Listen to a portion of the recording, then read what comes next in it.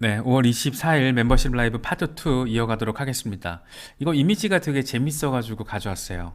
예, 수많은 커런시들이 있잖아요. 뭐 달러, 비트코인, 뭐 유로, 엔화, 뭐 잔뜩 있는데 이 모든 게 하나로 연결짓는 원 브릿지가 되는 게 XRP라는 겁니다. 예, 브릿지 커런시로서 XRP의 어떤 특징을 또 이렇게 표현을 하니까 이게 XRP의 미래라고 생각을 하면 좀 재밌게 느껴지는 것 같아요. 저희가 이제 XRP 뭐 만 달러 음모론 한 번씩 우리가 짚어볼 때 세계 모든 경제 가치의 교환이 XRP로 이루어졌을 때 가능하다라는 어떤 그 계산에 대해서 우리가 알아봤었잖아요. 근데 그런 걸 생각을 해보면 이런 어떤 전제가 가능할 때 이제 예, 이뤄질 수 있는 현실이라는 건데 좀 갈 길이 멀긴 합니다. 이런 일이 벌어지려면. 그런데 뭔가 가능성이 엿보인다라는 측면에서 굉장히 조금 의미 있는 포인트들이 있는 것 같아서 가져와 봤습니다. 네, 김크님 고맙습니다. 네, 지금 리플 같은 경우에 요즘 워낙 이렇게 조금 의미 있는 소식들이 많이 전해져서 진짜 무슨 일이 벌어지려고 하나 그런 생각이 들 때가 조금 있는데 자주 있는데 특히 뭐 스위스 메타코 인수한 거, 아랍에미리트에 사무실 오픈한 거 등등 여러 가지가 있었잖아요. 그런데 이번에는 이 탄탄한 현금 보유분을 가지고 미국 이외 지역에서의 어떤 확장성과 관련된 굉장히 전폭적인 이야기가 나왔습니다. 제가 지금 이미지를 하나 더 준비했는데 그게 왜 그런지 모르겠는데 삭제가 됐어요. 그 내용이 뭐냐면 브래드 갈링하우스 CEO가 지금 10억 달러를 쏘겠다라는 얘기를 해요. 쏘겠다는 얘기를 하는데 이런 어떤 리플이 대차 대조표상으로 의미 있는 현금 보유량이 굉장히 많다라는 거가 굉장히 의미 있는 자신감으로 지금 이어지고 있는 겁니다. 그래서 첫 번째가 이게 되게 큰 거거든요, 사실. 2억 5천만 달러 현금을 투입해서 스위스의 메타코를 전격 인수했다. 이게 크립토 미디어들에 있어서는 브레이킹 헤드라인이었어요. 그만큼 의미가 굉장히 컸던 이슈였고, 특히 무엇보다 리플 입장에서도 최근 1년 사이에 어떤 거래 규모 중에 가장 거래가 컸죠. 당연히 컸죠. 2억 5천만 달러를 현금으로 때려박았기 때문에 굉장히 큰 액수라고 할 수 있고, 이런 상황 자체를 지금 의미부여를 하고 있는 거예요. 리플의 포지션이 엄청 강력하고 공격적인 플레이를 펼칠 거란 신호다. 지금 리플 CEO가 하는 얘기입니다. 특히나 이제 메타코 같은 경우에는 무엇보다 때려박은 돈의 액수도 크고 그 자체가 다 현금이라는 것도 의미가 있지만 메타코 2015년에 설립된 디지털 자산 보관 서비스 기업의 고객들이 누군지를 봤더니 시티그룹, BNP 파리바, 소시에테 제네랄 이런 곳이라는 겁니다. 거의 글로벌 금융 제도권에 있는 세력급 자본들이라고 일컬어지는 그런 대형 레거시 금융들이 메타코의 고객들이라는 거예요. 그러니까 이들이 결국엔 나중에 리플렛과 간접적으로는 이미 연결이 된 거고 직접적으로 연결이 될 가능성, 네, 그런 것들에 대해서 우리가 좀 생각을 해볼 수 있는 거죠. 그래서 메타코 인수라는 게 굉장히 어떤 이 포텐셜이 큰 이슈라고 바라보면 좋을 것 같아요. 또 한 가지가 이게 두바이예요. 두바이에 지금 사무실 오픈한 거 원래 올해 리플 스웰이 런던에서 11월에 진행될 예정이었는데 이것도 지금 두바이로 옮긴다라고 발표를 했습니다. 그래서 리플이 이번에 아랍에미리트 이 두바이에 오피스를 오픈을 하면서 이런 얘기를 합니다. 메나 지역 확장에 있어서의 의미 부여가 되는 거고 특히나 리플렛 고객의 20%가 메나 기반이다. 그러니까 중동 북아프리카 지역에 있는 고객들 비율이 전체 20%라는 거예요. 거기다가 잘 아시겠지만 특히나 아프리카 중동 지역에서 지금 적극적으로 블록체인 채택을 하고 있고 특히나 이 아프리카 후진국에서 블록체인 기술을 채택하는 어떤 속도가 지금 빠르잖아요. 그래서 이런 것들을 발판 삼는 어떤 가속도 이런 것들을 만들어내기 위해서 리플이 굉장히 전략적으로 움직이고 있다. 일단 이 두 가지 상황만 놓고 보면 그래요. 특히나 두바이 사무소 이번에 오픈한 것과 관련해서 브래드 갈링하우스가 이런 얘기를 합니다.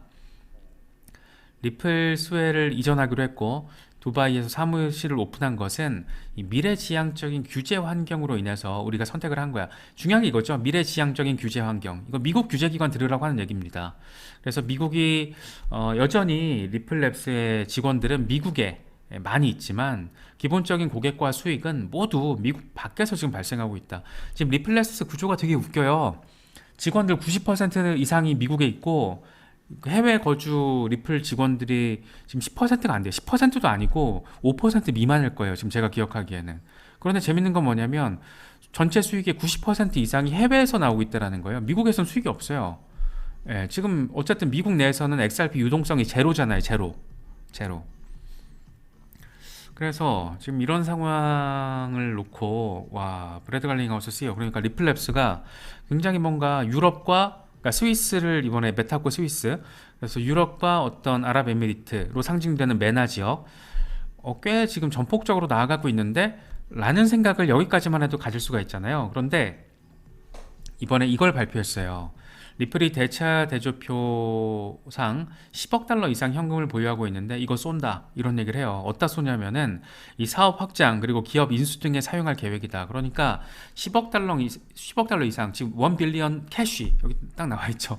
1 빌리언 캐시 10억 달러 이상의 현금을 어디다 쏠 거냐면 사업 확장과 기업 인수에 지금 쓰겠다라는 거예요. 그런데 지금 재밌는 멘트가 뭐냐면 이게 핵심인데 우리가 인수할 회사는 암호화폐와 친화적인 모습을 보이고 있는 시장 예를 들어서 스위스 그리고 아랍에미리트에서 모색을 할 거다. 그러니까 투자를 하더라도 미국에서 하는 게 아니고 유럽, 스위스와 아랍에미리트 중동 지역에다 하겠다라는 겁니다. 그래서 사실상 이거는 SEC 들으라고 하는 거죠. 미국 규제기관 니네 해봐. 우리 지금 우리 돈 받을 때 많아. 우리 돈도 많고 우리 돈 받을 때도 많아. 얘기했지만 그러니까 이거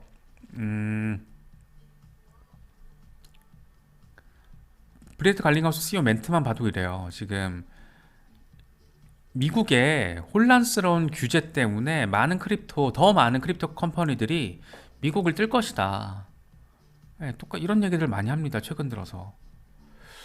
그래서 리플 CEO 같은 경우에는 패소하면 미국 떠나겠다 이런 얘기도 했잖아요. 그 패소라는 게 약식재판 패소는 아니고 이 대법원까지 가서 붙고 만약에 그래도 패소를 하면 미국 뛰겠다 이런 맥락으로 지금 해석을 할 수가 있는 상황인데 그런 말까지 지금 리플 CEO가 말한 상황에서 요런 상황들 요 일련의 상황들이잖아요. 이게 지금 맥락이 있는 거잖아요.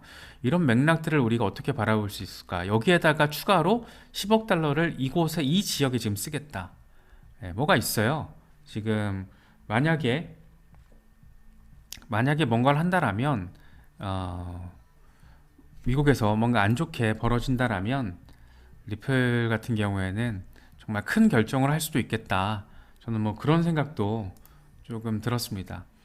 일단 단기적으로는 가장 핵심 화두는 소송 결과죠. 소송 결과. 지금 약식 재판이 어떻게 될 것인가. 이게 지금 결국 합의가 될 것인가. 이게 뭐지? 뭐 이런 상황들을 우리가 지금 확인하고 있잖아요. 먼저 합의 논의가 진행되고 있는지 이게 하나의 관전 포인트고 또 하나는 진짜 이러다가 힘먼 이메일이 6월 13일 이전에 공개가 될 것인지 이게 지금 관전 포인트라고 할 수 있습니다. 지금 SAC 입장에서는 죽었다 깨나도 피하고 싶은 거예요. 힘먼 스피치 이메일이 공개되는 거는 죽어도 피하고 싶은 거예요. 그렇기 때문에 SEC도 힘먼 이메일 공개 일정을 연장해달라고 요청을 했고 리플도 함께 요청을 해서 이거 둘이 지금 합의 시도하려고 하는 거구나 뭐 이런 지금 추측이 지금 나오고 있습니다. 브래드 갈링하우스 CEO가 이런 말을 했었어요. 이게 올해 다보스에서 한 얘기거든요. 우리는 항상 말해왔어. 우리는 합의를 하고 싶다니까. 합의하고 싶어. 그런데 하지만 합의를 하기 위한 조건이 뭐냐면 매우 중요한 한 가지가 있거든. 그게 뭐냐면 그냥 기본에서 생각하는 거야. 그게 뭘까? XRP가 증권이 아니라는 게 명확해야 돼. 그러니까 SEC가 XRP 비증권 선언을 한다라면 우리는 합의할 거야. 뭐 이런 얘기를 한 겁니다. 그러니까 리플은 기본적으로 합의를 하고 싶어 해요. 왜냐면 너무 이 시간과 비용에 대한 낭비가 크기 때문에 지금 차라리 이 소송 리스크를 빨리 떼어버리고 조금 더 앞으로 세계로 나아가고 싶은 어떤 확장성에 대해서 지금 추진력을 모아야 되는 타이밍이기 때문에 기업 확장성 차원에서 그렇다라는 거죠. 그래서 죄송합니다. 갑자기 목이 잠겨서 그래서 리플 입장에선 늘 합의를 할 생각이 있었다는 거예요. 그런데 지금 상황에서 힘먼 스피치 이메일이 공개가 돼야 하는 특히 날짜까지 지금 특정된 이 상황에서 우리가 생각할 수 있는 포인트는 뭐냐면 SEC 입장에서 반발 양보하고 리플 입장에서 반발 양보하는 거는 분할 판결이에요. 아니면 분할해서 반반씩 양보해서 합의를 하거나. 그게 뭐냐면 SEC 입장에서는 힘먼 스피치 내용이 공개가 되지 않아서 힘먼 스피치가 공개되는 걸 통해서 추후에 다른 소송을 통해서도 SEC 내부 문서가 공개되는 그런 안 좋은 선례를 남기지 않는 게 SEC 입장에서는 얻어갈 수 있는 거고, 리플 입장에서는 그러면 1차 시장에서 초기에 판매된 건 증권이라고 해. 그런데 2차 시장에서 판매된 건 증권이 아니잖아. 그것만이라도 그럼 합의하자. 그러면 합의할게. 2차 시장 판매 비증권 이것만 얘기해줘. 그럼 합의할게. 이게 충분히 가능하다라는 거죠. 논리적으로 그냥 상식적으로 바라봤을 때. 특히 이제 힘먼 스피치 초안이 지금 52개, 52개예요. 관련된 이메일만 63개, 63개.